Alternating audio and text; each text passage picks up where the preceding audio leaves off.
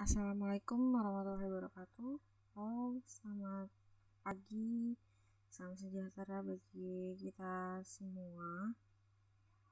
Baik, kali ini dan hari ini kita akan melanjutkan dari materi pertemuan sebelumnya. Nah, sebelumnya itu Ibu kan membahas hanya teorinya saja, apa perusahaan dagang, bagaimana, belum sampai bagaimana cara perhitungannya di dalamnya. Nah, hari ini Ibu akan menjelaskan bagaimana siklus dari akuntansi perusahaan dagang, apakah sama dengan akuntansi perusahaan jasa. Nah, semoga hari ini kalian semua dalam keadaan sehat dan masih tetap semangat, apalagi kalian sudah menginjak kelas 12, harus lebih semangat lagi karena tidak terasa sebentar lagi kalian sudah mau lulus. Yang saya harapkan kalian masih dalam keadaan sehat, semangat, dan terus berkreasi di semua mapel ya. Baik, kita mulai ya. Nah, di sini yang pertama, kemarin itu kan saya sudah menjelaskan siklusnya ya. Sebenarnya siklusnya itu sama dengan akuntansi perusahaan jasa, hanya berbeda di jurnal khususnya dan buku besarnya saja. Untuk pengikhtisarannya dan tahap laporan itu sama ya. Tahap yang laporan laba rugi, yang neraca itu masih sama ya. Nah, kita mulai. Yang pertama itu kita akan membahas jurnal umum dan jurnal khusus ya. Nah, di sini ada contoh transaksinya. Yang pertama itu membeli ya. Membeli barang dagang secara tunai. Nah, transaksi itu tanggal 11 dibeli barang dengan tunai seharga 6 juta dari PT Tirta. Nah, di sini analisisnya itu atau pengaruhnya. Pertama, pembelian. Nah, kalian harus ingat saldo ya, saldo normal, mana debit, mana kredit. Nah, itu masih kepake di perusahaan dagang, hanya penambahan beberapa nama akun aja. Pembelian di debit karena hartanya itu bertambah. Nah, ini sama mekanismenya dengan harta ya. Harta seperti kas. Berarti pembelian itu jika bertambah itu di debit. Nah, ketika kasnya berkurang berarti di kredit ya, pengaruhnya berarti pembelian pada kas. Ditulis di sini tanggalnya berapa, tahun bulannya berapa, pembelian pada kas. Jangan lupa di sini kasih jarak, ini 6 juta, ini 6 juta. Ini seperti analisis persamaan dasar akuntansi ya, mana debit mana kredit, seperti itu sebelum kita ke tahap jurnal umum atau jurnal khususnya, seperti itu. Nah, tadi kan membeli barang secara tunai, sekarang membeli barang daging secara kredit. Contohnya tanggal 5 dibeli barang dagang dengan faktur 8 juta dari PT Tirta dengan syarat 2/10 N/30. Nah, ciri-ciri salah satu dari kredit itu adalah ada syaratnya. Ya, ada syaratnya mau 2/10 atau 1/10 ya. Itu tergantung dari soalnya. Nah, pengaruhnya apa atau analisisnya apa?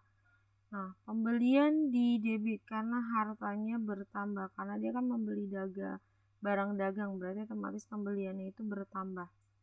Nah, karena kredit berarti utang dagang bertambah. Kalau utang berarti semakin bertambah itu di kredit. Berarti hasil pembelian pada utang dagang 8 juta, 8 juta.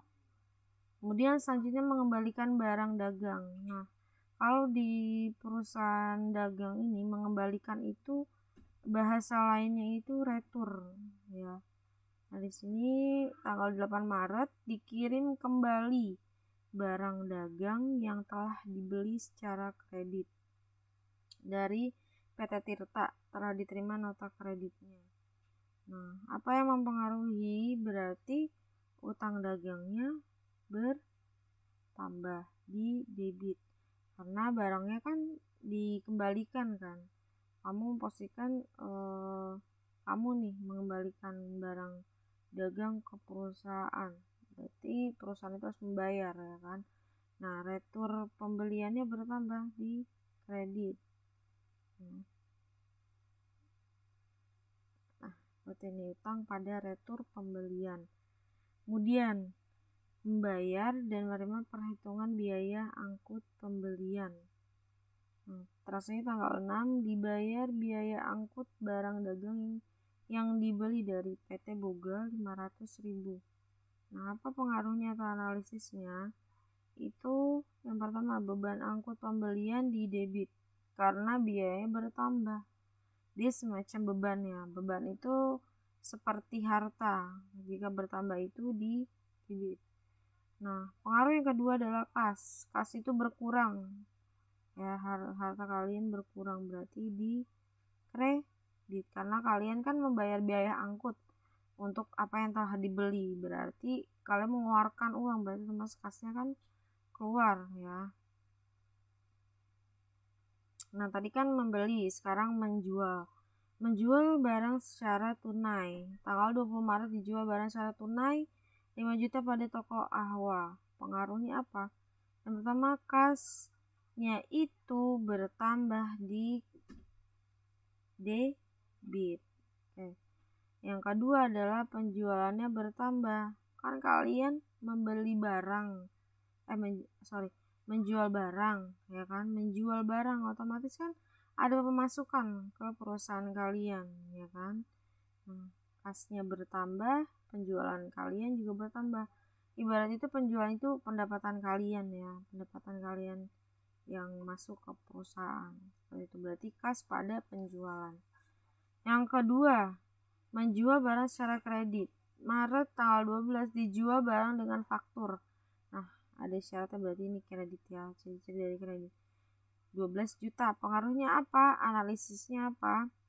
Yang pertama adalah piutang dagang. Kan kalian menjual barang nih ke orang. Berarti otomatis orang itu kan mempunyai utang. Dan kamu sebagai perusahaan itu berarti namanya piutang. Kalau orangnya yang kamu utang bernama utang gitu. Nah, penjualannya bertambah karena kan otomatis kan kamu kan masih ada yang harus tagihan dari orang lain. Berarti penjualan kamu itu bertambah gitu karena kamu menjual sesuatu. Oke, berarti di sini pencatatannya piutang pada penjualan. Selanjutnya, menerima potongan pembelian ya, semacam diskon ya. Maret tanggal 10 dibayar pembelian tanggal 5 ya. Di sini misalnya tanggal 5 pembelian ya, pembelian yang tanggal 5 kita cari. Nah, ini pembelian. Nah, ini kan syaratnya 2/10, terbilangnya 8 juta ya. Ingat ya, syaratnya 2/10 N/30. Artinya apa? Ketika kalian membayar ini kan syarat pembayaran ya. Nah, membayar kurang dari 10 hari kalian mendapat diskonnya 2%. Tapi jika lewat dari 10 hari kalian tidak dapat diskon ya, dengan tetap dalam pembayaran 30 hari jangkanya ya, nomor 30 ini ya. Berarti terhitung dari tanggal 6 ya.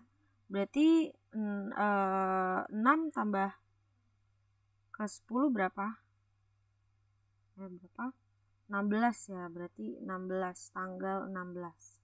Kita lihat yang tadi potongan pembelian. Nah, ini kan tanggal 10, berarti tadi kan batas maksimal itu tanggal 16, berarti masih dapat potongan ya. Nah, pengaruhnya apa? Utang dagangnya berkurang karena membayar pembelian kan. Utang dagangnya berkurang di debit. Kan kalau utang bertambah di kredit, nah kalau berkurang di debit. Nah, 5 sebesar 8 juta ya. Nah, potongan pembeliannya kan 2% ya kan. Tadi kan 8 juta. Nah, 8 juta nih. Ya. Di sini 300 pengurangan dari faktur. Ya kan. Nah, potongan pembeliannya di kredit bertambah. Nah, kasnya berkurang di kredit. Nah, berarti utang di debit, potongan pada kas. Di sini berarti 8 juta dikurangi 300 berarti hasilnya 7.700.000. Berarti 2% dari 7.700.000 hasilnya 154 kan. Nah, tahun dagangnya kan 7.700.000 di sini nih. Nah, hasil pengurangan dari 8 juta kurang 300. Kalau di sini potongannya sebesar 154. Nah, berarti 7 juta dikurangin ini, hasilnya ini. Nah, balance kan ini ditambah ini, hasilnya ini. Seperti itu. Nah, kalau jurnal umum ini formatnya masih sama seperti jurnal umum di jurnal umum perusahaan jasa. Ada tanggal, keterangan, referensi, debit, kredit. Ya, keterangan itu apa transaksi yang telah terjadi. Ya. Sini jangan lupa ditulis kalau kalian menyingkat 0 rupiahnya, ditulis dalam ribuan rupiah. Halaman berapa? Seperti itu. Next. Nah, di sini ada jurnal khusus. Saya kan sudah bahas jurnal umum. Nah, di sini jurnal khusus. Ada 4. Yang pertama ada penerimaan kas. Nah, penerimaan kas itu apa? Untuk mencatat semua yang masuk ke dalam perusahaan. Ya. Misalnya itu kalian menjual tunai. Jadi kan kas itu kan masuk ya. Nah, di sini kemudian ada pengeluaran kas. Berarti setiap transaksi yang mengakibatkan pengeluaran kas. Ya, misalkan kalian beli sesuatu secara tunai. Ya. Atau yang mengakibatkan intinya kalian itu mengeluarkan kas keluar gitu ya. Nah, di jurnal pembelian. Kalau jurnal pembelian penjualan dia itu hubungannya masih kredit. Kalau penerimaan pengeluaran ini tunai. Ya, untuk lebih gampang memudahkan kalian untuk mengingatnya ya. Pembelian penjualan itu kredit. Kalau penerimaan pengeluaran itu tunai. Ya, transaksi tunai berarti penerimaan atau pengeluaran. Pembelian penjualan itu kredit. Itu aja intinya. Nah, ini bentuk format dari jurnal pembelian ya, pembelian. Jadi ada. Nah, bedanya apa dengan jurnal perusahaan jasa ya kan? Nah, ini bedanya di sini ya kan. Kalau dagang itu lebih rinci dia kan. Ada khusus pembelian berarti semua pembelian yang ada syarat-syaratnya seperti itu. Kalau penjual berarti semua transaksi penjual yang kredit seperti itu. Nah, ada tanggal, ada keterangan referensi, ada kalau di kolom debit ini berarti ada pembelian. Misal perlengkapan ini kalau misalkan transaksinya itu ada contoh perlengkapan. Ya kan, kalau perusahaan jasa kan perlengkapan masih di debit kan, masih harta dia. Nah, serba-serbi misalnya peralatan kantor, ya kan, peralatan kantor ini kan beda dengan perlengkapan ya. Nah, di kreditnya itu apa? Utang dagang. Formatnya diingat dari sini jangan lupa ada jumlah dan total. Harus balance debit dan kredit. Kemudian ada pengeluaran kas. Nah, tadi saya sudah bilang ini tunai ya, pengeluaran kas. Pengeluaran penerimaan itu kas. Tunai. Nah, ada tanggal keterangan. Di debit itu ada pembelian, ada utang, ada serba-serbi ini sama dengan yang sebelumnya. Ya, ada kolom akun jumlah. Nah, kalau kali ini apa? Ada potongan pembelian, ada kas. Jangan lupa di bawahnya total. Nah, kan di sini kan tunai, berarti kan nggak ada syaratnya ya. Nah, jurnal penjualan. Nah, seperti ini kolomnya, ada syaratnya ya. Debit kredit.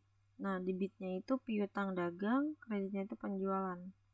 Formatnya seperti ini. Nah, boleh kalian tambahkan di samping kolom keterangan ini syarat pembayaran ya, syarat pembayaran. Kalau kalian nggak mau nulis ini terlalu panjang, jadi kolomnya itu terpisah. Kemudian ada penerimaan kas. Nah, penerimaan kas ada tanggal, keterangan, referensi. Debitnya itu apa? Kas, potongan penjualan, sedangkan kredit ada piutang dagang, ada penjualan, ada serba-serbi. Ya, serba-serbi itu kayak peralatan kantor tadi. Oke. Nah, di sini saya kasih contoh beberapa transaksi di untuk jurnal khusus ya. Nah, di sini contoh dari jurnal penjualan. Penjualan itu berarti penjualan kredit ya intinya ya. Nah, misalnya contoh tanggal 1 tanggal 5, contoh transaksi nomor 1 ya. Dijual barang kepada UD Maya sebesar 500.000 dengan syarat 2/10 N/30, nomor fakturnya 10. Ditulis di sini tanggal, nomor faktur, keterangan, syarat pembayaran, ref, debitnya piutang dagang, kreditnya penjualan. Tulis tanggal 5, nomor fakturnya 10. Keterangan ini kalian transaksi dengan perusahaan apa ya kan? Dengan UD Maya. Ya, ditulis di sini. Kemudian syaratnya juga ditulis 2/10 N/30. Berapa di sini? 500.000, 500.000. Masih gampang ya kalau untuk penjualan, tidak dihitung berapa persennya dulu ya. Nah, untuk tanggal 10, transaksi nomor 2, dijual barang kepada PT Naga sebesar 1.500.000 dengan syarat 2/15 N/40, nomor faktur 25, sama dengan transaksi nomor yang pertama, ditulis tanggal 10 ya, nomor faktur 25, dengan transaksi dengan perusahaan apa, berarti PT Naga. Terus syarat pembayaran apa, 2/15 N/40, terbilang berapa, 1.500.000. Kemudian selanjutnya tanggal 15, dijual kepada UD Sony sebesar 900.000 dengan syarat 2/10 N/30, nomor faktur 33. Tulis ini nomor faktur 33, tanggal 15, transaksi kepada UD Sony, syarat pembayarannya berapa, ditulis terbilangnya 900.000. Kemudian transaksi yang keempat, tanggal 23, dijual kepada PT Sanjaya sebesar 2.100.000 dengan syarat 2/10 N/30, nomor faktur 35. Dimasukkan 23, tanggal 23, nomor faktur 35 dengan PT Sanjaya, syaratnya berapa, terbilangnya berapa.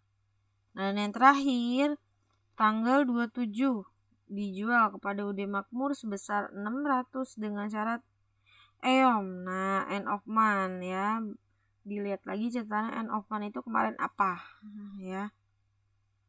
Nomor faktur 50, tanggal 27, nomor faktur 50 kepada UD Makmur, syarat EOM, terbilangnya 600. Nah, di sini debit kredit harus balance seperti itu.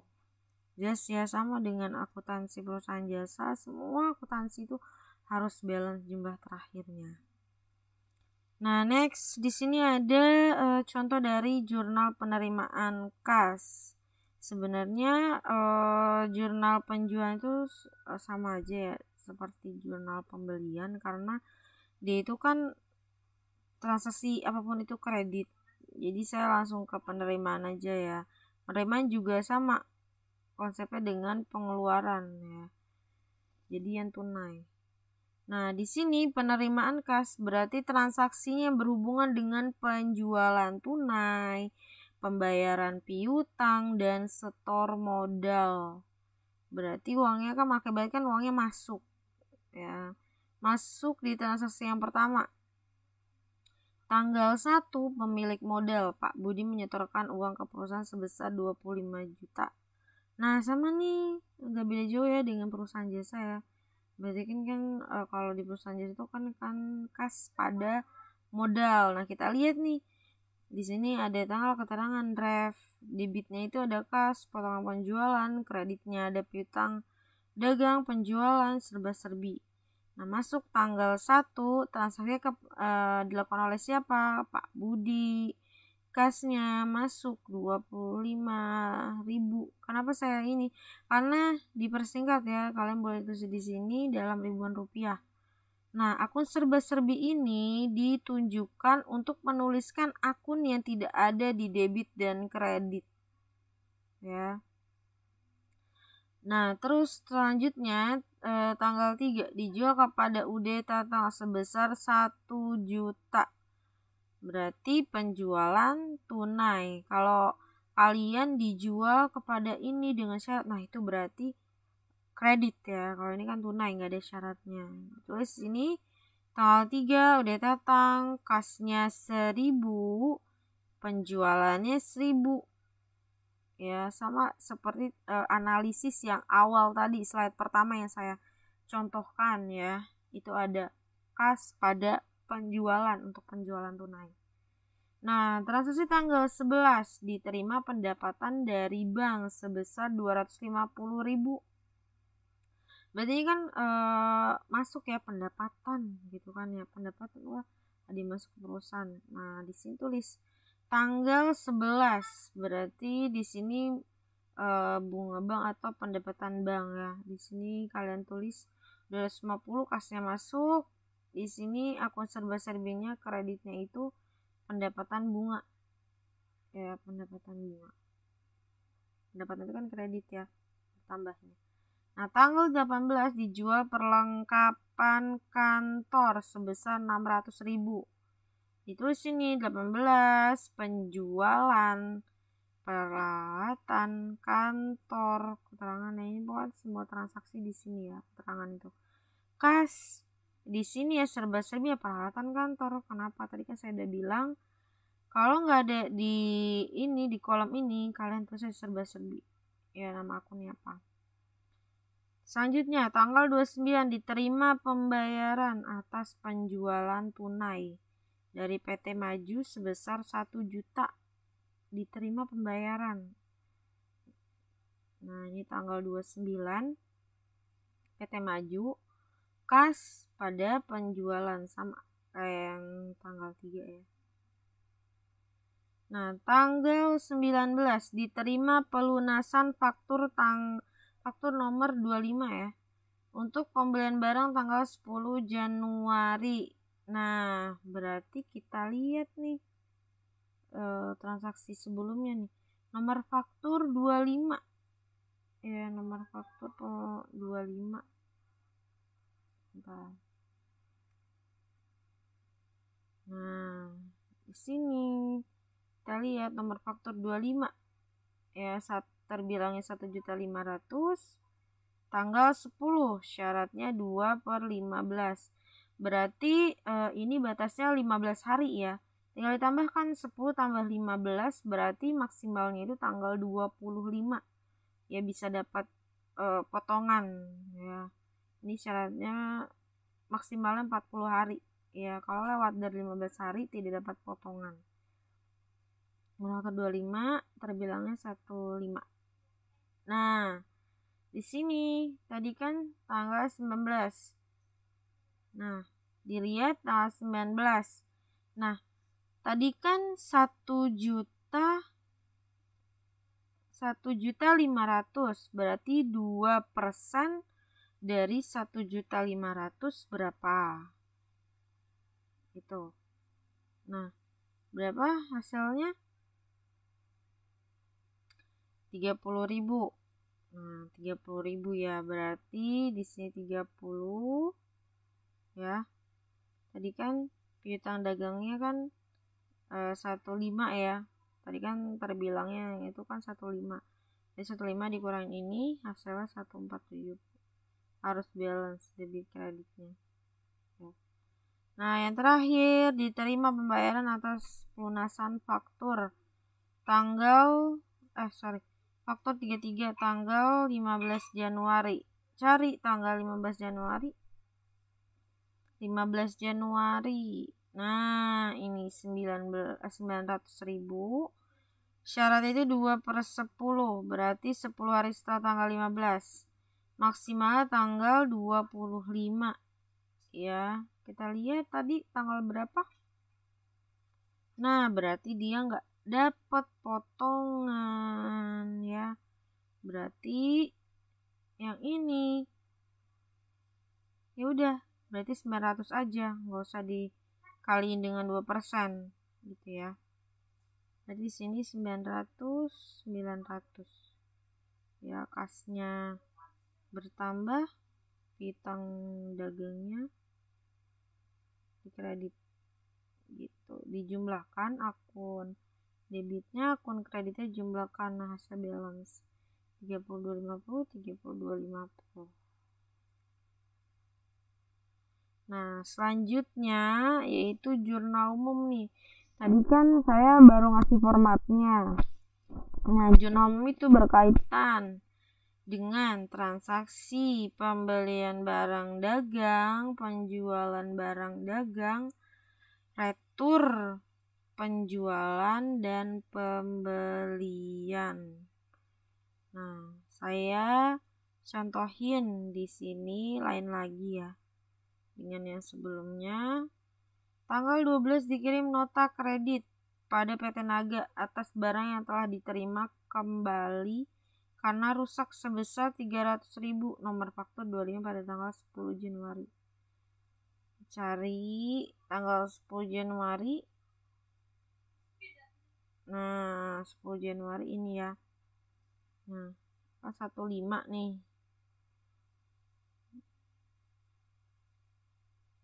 Nah, kalian gak usah fokus yang ke tadi. Kalian fokusnya nominal yang ini aja. Ya, nominal yang ini aja. Kalian ngelihat juga nih, apa nih nota kredit. Oh, berarti dia retur penjualan. Ya, retur penjualan. Oh, nota debit berarti apa? Retur pembelian. Itu aja sih. Nah, retur penjualannya bertambah di debit. Kemudian piutang dagangnya di kredit. Nah, dia kan menerima, berarti kan otomatis kan di sini kan returnya yang mempengaruhi ya kan. Dan piutangnya. Ini PT ya, PT Naga. Kasih keterangan di bawahnya itu PT Naga. Kemudian tanggal 16 ya kan. Ini kan nota debit, berarti retur pembelian, kebalikannya ya. Kan penjualan itu di debit. Nah, kalau pembelian ini di kredit. Kalau tadi penjualan hubungannya dengan piutang. Nah, kalau pembelian dia berhubungan dengan utang. Ya kan, kalau kalian beli berarti kalian punya utang. Kalau kalian jual berarti kalian punya piutang. Kayak gitu. Nah, 300 plus 300. Nah, 600. Oke, sekian materi untuk hari ini. Kalau lebih maaf, tugasnya nanti saya share di chat. Kalau ada yang kurang paham silahkan tanya ke saya. Semoga kalian sehat selalu. Assalamualaikum warahmatullahi wabarakatuh. See you.